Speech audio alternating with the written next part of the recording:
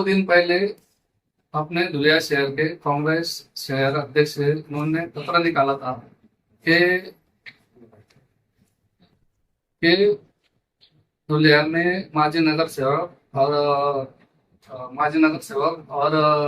राष्ट्रीय पक्ष को छोड़ना नहीं, ऐसा पत्र था। तो उसका खुलासा ऐसा है कि खासदार मैडम और नीलेश काटे इन्होंने वार्ड नंबर 19 में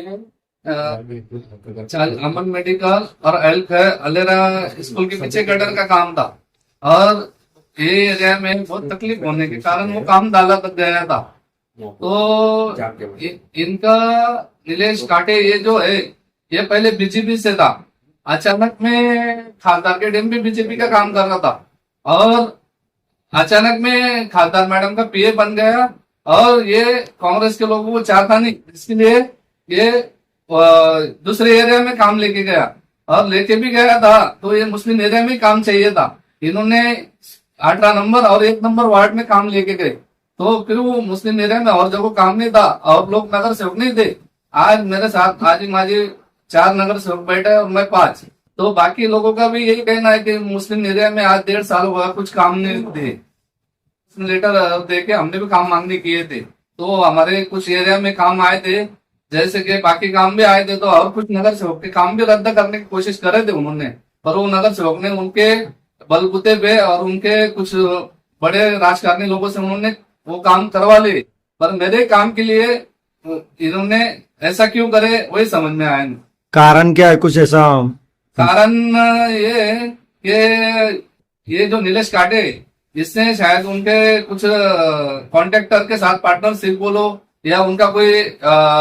आगे की कोई रणनीति होंगी या कुछ काम ये होगा, उसके लिए ये कैंसिल किया गया। 3 बार वो बैठक होने के बाद 3 बार जो लोग बैठे थे वो लोगों के साथ ये कह रहे थे कि इतना काम छोड़ दो, अगली बार में हम तुम्हारा काम ले लेंगे। तो आखिरी बार में आज भी उन्होंने जो जाति वायरल किए वो अभी टेंडर पे है क्या और ऑर्डर पे है वो पता नहीं, पर आज भी वार्ड नंबर 19 में और कुछ नगर सेवक है या दूसरे नगर सेवक है उनको भी आज पूछा नहीं गया कि तुम्हारे एरिया में काम है क्या, तो काम इन्होंने कैसे बिना नगर सेवक को पूछे काम किए उनको पता। 19 नंबर में आज तक के कोई काम नहीं हुआ खासदार मैडम का और यहाँ तक मेरी मालूमात के हिसाब से कि धुलिया शहर में मुस्लिम एरिया में कोई काम नहीं हुआ।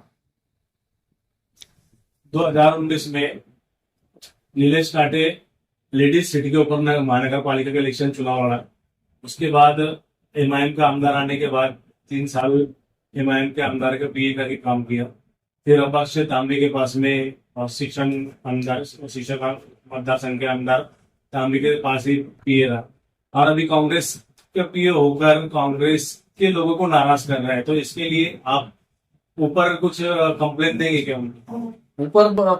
बड़े पैमाने पे जो ऊपर आज अपने कांग्रेस पार्टी के महाराष्ट्र के जो अध्यक्ष है उसके बारे में मैं उनके पास जाके कंप्लेंट करने वाला हूँ कि ये नीलेश काटे बीजेपी के नगर सेवक का इलेक्शन लड़ता है, उसके साथ बीजेपी के लोग इलेक्शन लड़ते हैं और उसके बाद खासदारकी में बीजेपी का काम करता है और खासदारकी में हम लोगों ने काम करने के बाद हमारे साथ ये सिला दे रहा, तो ये बहुत बड़ी रणनीति है कि वह कांग्रेस को खत्म करने का काम ये कर रहा है।